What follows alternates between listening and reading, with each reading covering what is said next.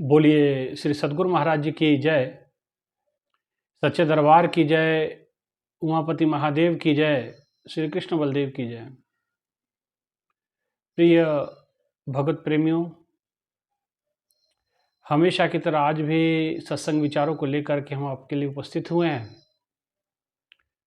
प्रभु की बड़ी विशेष अनुकंपा कृपा से आप तक सत्संग विचारों को यहाँ पहुँचाया जाता है और आप सभी से आग्रह है कि इन विचारों को आप अंगीकार करेंगे और अपने जीवन को ईश्वर की ओर उन्मुख करेंगे, ईश्वर की ओर बढ़ चलेंगे। क्योंकि हमारे ग्रंथों ने कहा है, हमारे महापुरुषों ने हमें उपदेश दिया है, अस्तो माँ सद्गमय तमसो माँ ज्योतिर्गमय, कि हम असत्य से सत्य की ओर बढ़ें, तमस से उजाले की ओर जाएं, अंधेरे से रोशनी की ओर बढ़ें।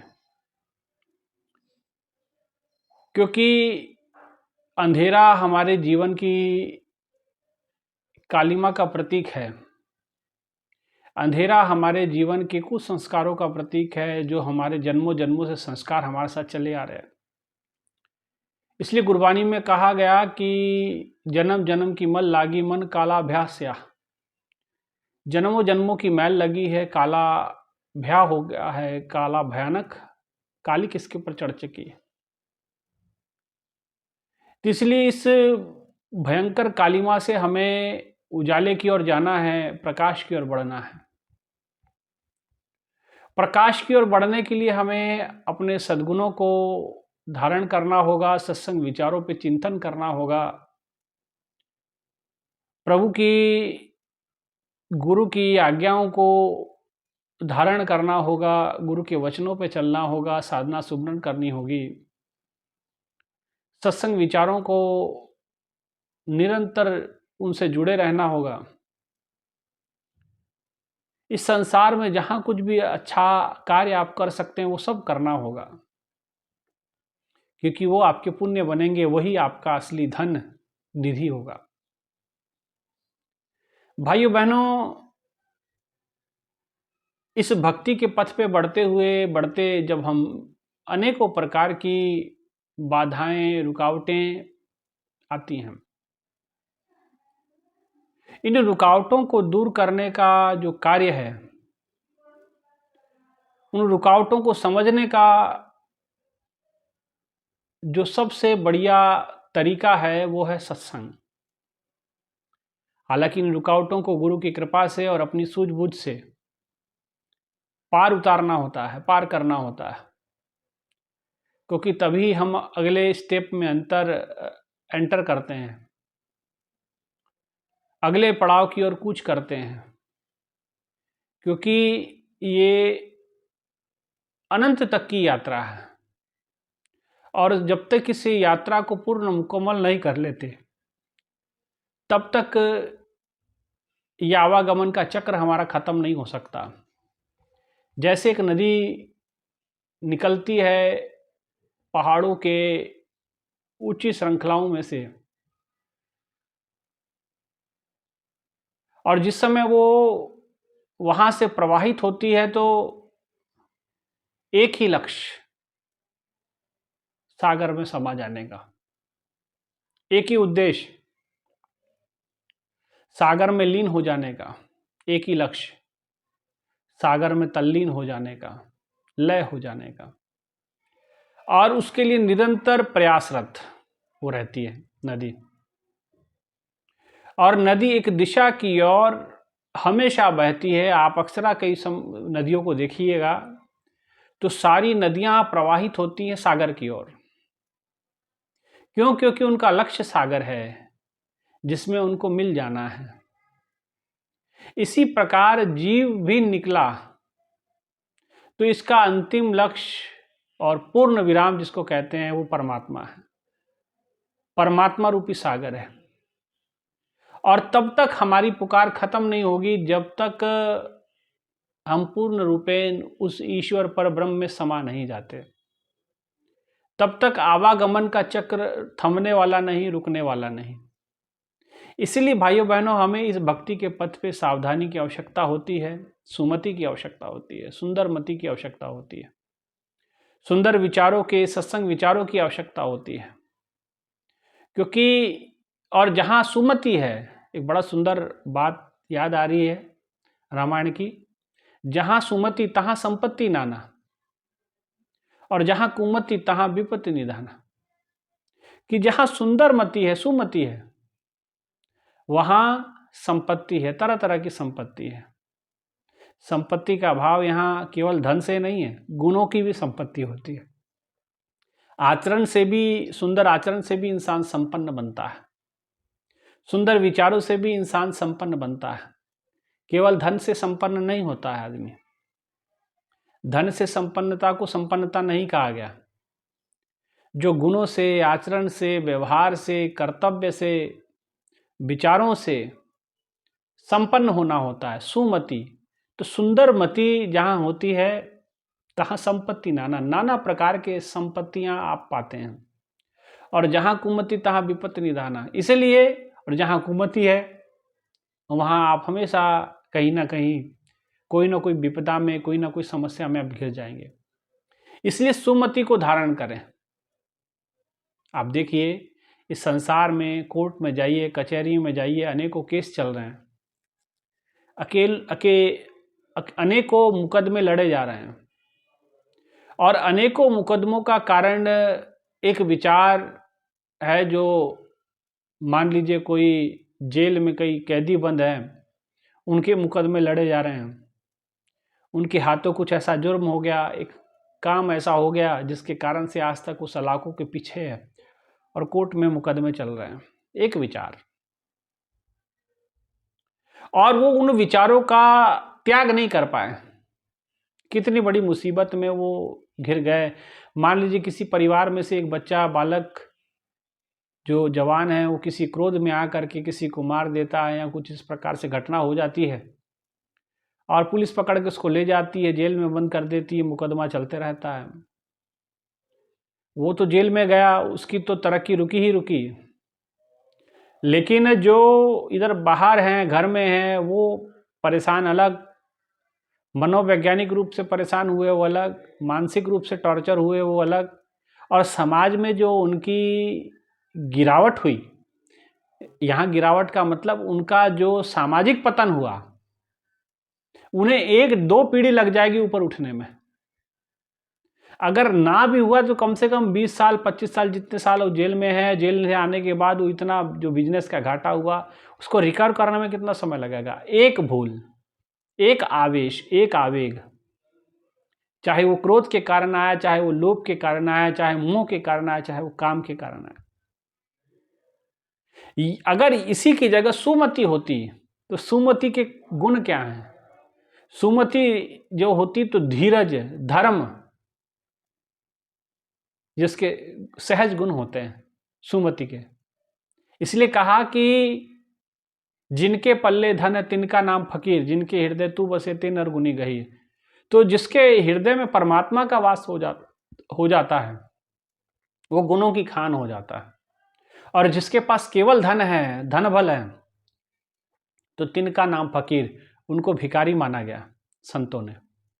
इसलिए संत, आप जितने संत देखेंगे कि उनके जीवन में फकीरी थी, गरीबी थी, और लेकिन इसमें भी वो सुखपूर्वक और प्रभु की भक्ति करते हुए, आज उनकी इतने वर्ष हो गए उन संतों को गए हुए, चाहे रविदास जी को ले लो, कबीरदास जी महाराज को ले लो, मीराबाई को ले लो, बड़े बड़े ऊंचे कोटि के, उच्च अध्यात्म की ऊंचाइयों को प्राप्त करने वाले संतों का जीवन आप देख लो, तो वो कोई आर्थिक रूप से संपन्न नहीं थे, लेकिन गुणों की ऐसी खान थी कि हजारों, लाखों, करोड़ों लोग उनके चरणों में झुकते, तब भी झुकते थे और आज भी झुकते हैं। आज भी उनका नाम लेकर के वो प्रेरणा का कारण बन जाते हैं। उनके प्रेरणा प्रसंग भक्तों को सुनाए जाते हैं, वही सत्संग हो जाता है ना। तो इसलिए भाइयों बहनों, सुंदरमति जीवन में धारण करें। सुंदरमति का पहला गुण धैर्य, धैर्य को धारण करें, क्योंकि धैर्य, अधीरा आदमी कभी भी गलतियां कर सकता है, और वो गलतियों की सजा कितनी होगी, मैंने एक छोटे से जेल की बात कही कि एक लड़के ने कुछ ऐसा कर दिया जो जेल में बंद हो गया। वो आवेग उसकी जगह थोड़ा धीरज धारण करता, उस समय गुजर जाता, उस स्थितियां गुजर जाती, तो शायद आज वो बाहर होता और हो सकता उससे अच्छी स्थिति में होता। एक आवेग आता है, इंसान गुस्से में आकर के किसी को मार देता है, किसी को अपशब्द कह देता है, किसी को कुछ बोल देता है, किसी को कुछ बोल देता है। लेकिन उसी जगह अगर थोड़ा सा संयम आ जाए, थोड़ा सा धैर्य धारण कर लें, तो क्या होगा? आज उस अधैर्यता के कारण, संयम ना होने के कारण कितने मुकदमे, कितने कैद में लोग हैं, कितने जेलों में भरे पड़े हैं लोग। जेलों में जाने का मौका मिलता है, जेल में कई बार सत्संग के लिए गए और काफ़ी बच्चों से मिलते हैं, काफ़ी लोगों से मिलते हैं, तो बेचारे अपने भूल पे पछता रहे थे कि शायद हमको उस समय कुछ समझाने वाला मिलता तो ये घटना नहीं घटती, कोई रोक ही लिया होता हमको तो इतनी हानि नहीं होती, है ना। इसलिए भाइयों बहनों, ये धैर्य और संयम ये बहुत बड़े गुण हैं भक्त के अंदर, और भक्ति के पथ पे धैर्य और संयम ये गुण होने चाहिए। इस सुमति के गुण है। पवित्रता ये सुमति के गुण है। इंद्रियों पे वशीकरण, इंद्रियों को संयमित करना, इंद्रियों को अपनी इच्छा से चलाना, मन की इच्छा से नहीं, अपनी इच्छा से। क्या देखना है ये आप डिसाइड करेंगे, आपका मन नहीं। क्या सुनना है ये आप डिसाइड करेंगे, मन नहीं। माने आत्मा का प्रभुत्व अपनी इंद्रियों पे स्थापित करना, ईश्वर का प्रभुत्व अपनी इंद्रियों पे स्थापित करना, ये गुण भी सुमति का है। एक उदाहरण से अपन समझ सकते हैं, सुंदरमति उदाहरण महाभारत से ले सकते हैं, दुर्योधन का। दुर्योधन ने पूरे भाइयों को, पूरे कुनबे को एक प्रकार का मरवा दिया उसने, आखिर में वो मरा। ऐसे ही रावण ने किया। हुआ ये कि पांडव संतुष्ट थे, धैर्यवान थे, संयमवादी थे, धर्म को धारण करने वाले थे, धर्म के जो लक्षण गुण होते हैं वो सारे उनमें थे। भगवान कृष्ण के एक बार कहने पे कि ठीक है मैं शांति दूत बन करके जाता हूं, एक मौका, एक अवसर देते हैं। पांडवों ने कहा ठीक है प्रभु देख लीजिए। और भगवान ने जैसे कहा मैं शांति दूत बन के जाऊंगा, तो भगवान को पांडवों ने कहा कि प्रभु आपको हम ज्ञान देने से रहे, आप जो भी कहेंगे हम उस पर अक्षरशः खड़े रहेंगे। भगवान ने आशीर्वाद दिया, वहां से गए शांति दूत बन करके, दुर्योधन के दरबार में खड़े हुए, धृतराष्ट्र के सामने बात रखी कि देखो वैसे तो भाई भाई है, दोनों का आधा आधा हिस्सा बनता है, तो न्याय तो यही कहता है कि राज्य दोनों भागों में, दो भागों में बांट दिया जाए, आधा राज्य पांडवों को और आधा राज्य आपके पुत्र को, कोई दिक्कत नहीं। और कहते कि धृतराष्ट्र भी आनाकानी किया, क्योंकि वो भी मोह से पीड़ित था, वो भी दुखी था मोह से, उसको पुत्र मोह था। सब लोग, नीतिवान लोग, विदुर जी कहने लगे कि ठीक है ये मान्य करना चाहिए। पितामह भीष्म ने कहा, द्रोणाचार्य ने कहा कि ठीक है ये सही है। लेकिन दुर्योधन की हठ धर्मिता ने फिर जवाब दिया, कहने लगा कि आधा आधा, उनकी औकात ही नहीं है पांडवों की कि वो आधा लें। तो कहते जब वाद विवाद बढ़ा तो भगवान ने कहा कि ठीक है। पांडवों ने एक और बात कही है,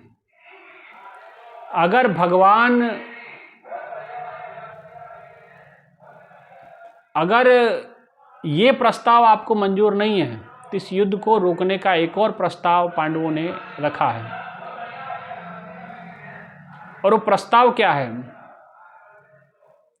वो प्रस्ताव है कि अगर आधा नहीं दे सकते तो महाराज 5 गांव दे दो और 5 गांवों में स्वतंत्र वो वास करेंगे, उन पे किसी का अधिकार नहीं होगा, उनका स्वतंत्र राज्य होगा। 5 गांव, केवल 5 गांव, और सारा राज्य आपका, सिर्फ 5 गांव आप गिन करके दे दीजिए। सभी को यह प्रस्ताव उचित लगा, शकुनी को भी उचित लगा, कर्ण को भी उचित लगा। कर्ण ने कहा कि ठीक है, ये बहुत सही बात है, और ये क्योंकि युद्ध होगा, लाखों हजारों लोग मरेंगे, और इतने लोगों को मारने से अच्छा कि 5 गांव दे देना वो बेहतर है। उन्होंने दुर्योधन को समझाने का प्रयास किया, शकुनी ने समझाने का प्रयास किया, पितामह भीष्म, विदुर जी, लेकिन महाराज को भी तकरीबन समझ में आ गया, ठीक है, धृतराष्ट्र को। लेकिन दुर्योधन की जो हठधर्मिता थी, जो अवगुण थे, कुमति थी, वो उसको स्वीकार नहीं करने दी। और क्या हुआ कि उसने कहा कि आप 5 गांव की बात करते हैं, हम उनको सुई के नोक के बराबर जमीन नहीं देंगे, सुई के नोक के बराबर। और आप युद्ध की बात करते हैं, युद्ध तो तब आप देखेंगे जब आप यहां से सही सलामत वापस जाएंगे। हम तो आपको बंदी बनाने की पूरी योजना बनाया। और दुर्योधन की कुमति देखिए, वो भगवान को बंदी बनाने चला। इसलिए किसी ने बड़ा सुंदर, किसी कवि ने कहा, भगवान जब शांति दूत बन करके हस्तिनापुर गए तो कहा कि न्याय अगर तो आधा दो, उस पे भी अगर बाधा हो तो दे दो केवल 5 ग्राम, रखो अपनी धरती तमाम, मिल बैठ उसी पर खाएंगे, परिजन पे आस ना उठाएंगे। दुर्योधन वो भी दे ना सका, आशीष समाज के ले ना सका, उल्टे हरि को बांधने चला, जो था असाध उसे साधने चला। जब नाश मनुज का छाता है, पहले विवेक मर जाता है। पर फिर प्रभु ने भीषण हुंकार किया, अपना रूप विस्तार किया। और कहते हैं कि वहां भगवान ने अपना विस्तार किया, माने अपना विराट रूप प्रकट किया। और बात उन्होंने कही कि जब नाश मनुज का छाता है तो पहले विवेक मर जाता है। विवेक कार्य करना छोड़ देता है, बुद्धि काम करना छोड़ देती, शुद्ध बुद्धि, और कुमति उसके अंदर थी, कूट कूट करके, और भगवान को बांधने चला। जो शांति दूत कभी को बंधन नहीं, बांधा नहीं जाता, शांति दूत को कोई दंड नहीं दिया जाता, उसको आना जाना हर राज्य से वो फ्री होता है, मुक्त होता है वो। लेकिन उसको भी भगवान शांति दूत बन करके आए तो उनको बांधने का प्रयास किया गया, मारने का प्रयास किया गया। लेकिन भगवान थे, वो तो छोटे थे तो जन्म लेते जेल के ताले तोड़ दिए, माता पिता की बेड़ियां टूट गई तो भगवान के ऊपर बेड़ियां डाली जा रही थी। भगवान ने कहा, बेड़ी भी तू क्या लाया, जंजीर भी क्या लाया है तू, ये क्या मुझे बांधेगी? ये तो माता यशोदा की रस्सी थी जो मुझे बांध लेती थी, वो भाव के बंधन था, गोपियों का प्रेम था जो मुझे बांध लेता था, ये तुम्हारी जंजीर नहीं बांध पाएगी। और भगवान ने भीषण हुंकार किया, अपना रूप विस्तार किया, भयंकर रूप भगवान ने बनाया, अपना विराट रूप दिखाया, सब वहां से भाग गए, और भगवान वहां से विदुर के घर चले गए अपना रूप सौम्य करके। तो ये कुमति थी उसकी। लेकिन यही सुमति पांडवों की थी। उन्होंने कहा कि ठीक है प्रभु, जो आप फैसला कर देंगे वो उस पर हम खड़े रहेंगे। उनकी सुंदर मति थी, उनके अंदर सुंदर विचार थे, सुंदर गुण थे। लेकिन यही कमी दुर्योधन में थी, रावण में भी वही था। कान का कच्चाई के कारण से उसकी बहन ने आके कहा कि 2 राजकुमारों ने मेरा नाक काट दिया। तो उसने पूछा, क्यों काटा भाई, कुछ किया होगा? तो उसने झूठ मूठ की बात कही, एक सुंदर स्त्री को देखा, मैंने देखा सुना कि वो स्त्री वहाँ जंगल में अकेली क्या करती है वो राजकुमारों के साथ, ये तो मेरे भाई के लायक है। तो मैं उनको लाने लगी, तो लेकिन उनके साथ 2 पुरुष थे, उन्होंने जो है मेरा नाक कान काट दिया, और ये धिक्कार है तेरी बहन होने पे मुझ पे भी और तुझ पे भी मेरा भाई होने का अधिकार है कि मेरी नाक कान कट गई और तू यहाँ बैठ करके मंत्रिमंडल में अपनी डींगे हाँक रहे हो और कहते कि वो अहंकार पे चोट लगी और अहंकार के कारण से वो गया। बाद में आप जानते हैं कि रावण वहाँ से शुरू होता है उसका पतन का कारण कुमति थी, अहंकार कुमति का कारण। कई ऐसी महिलाओं को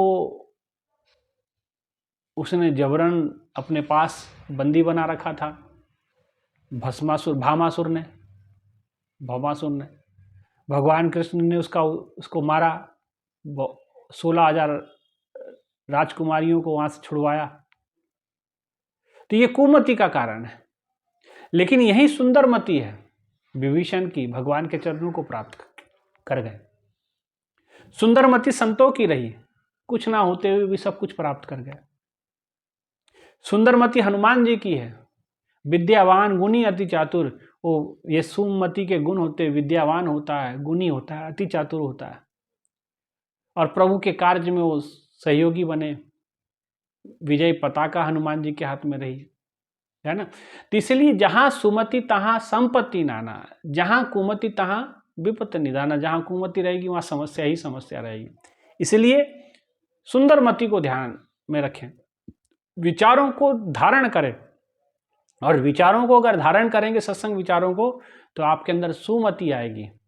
और ऐसे लोगों का त्याग करें जिनके आने से, जिनके संग रहने से कुमति उपजती है, जिनके पास रहने से कुमति हमारे भीतर आती। मन त्याग रे हरि बेमुखन का संग, जाके संग से कुमति उपजत पड़त भजन में भंग। ऐसे लोगों का संग त्यागना है जिनके संग से हमारे अंदर कुमति उपजती है, सुमति आए। ऐसे लोगों का संग करना है जो भजन में वृद्धि हो, साधना सुमरन में वृद्धि हो। ऐसे लोगों का संग आपको हमको करना है, ठीक है ना। इसीलिए आज के कथा का सार, कहानी का सार, आज के व्याख्या का प्रवचन का सार यही था कि जहाँ सुमति तहाँ संपत्ति नाना। जहाँ सुमति रखोगे, नाना प्रकार की संपत्ति केवल बाहरी नहीं, मैंने बता दिया, आंतरिक संपत्ति, धैर्य, धर्म, करुणा, संयम, नियम, ये धर्म के सारे गुण होते हैं और ये सुमति से हमारे भीतर उपजते हैं, प्रभु की भक्ति से हमारे भीतर प्रकट होते हैं। इसलिए सुमति को धारण करें, कुमति को नहीं। और सुमति को धारण करेंगे तो प्रभु के नज़दीक पहुँचेंगे, कुमति को धारण करेंगे सामने भगवान में भी बैरी आपको नजर आएंगे, जैसे दुर्योधन को नजर आता था, जैसे रावण को नजर आता था, है ना। इसलिए सुंदरमति बनाएं और प्रभु की निकटता को प्राप्त करें, अपने आप को प्रभु के निकट स्थापित करें। इतना ही कहते हुए अपने विचारों को विराम।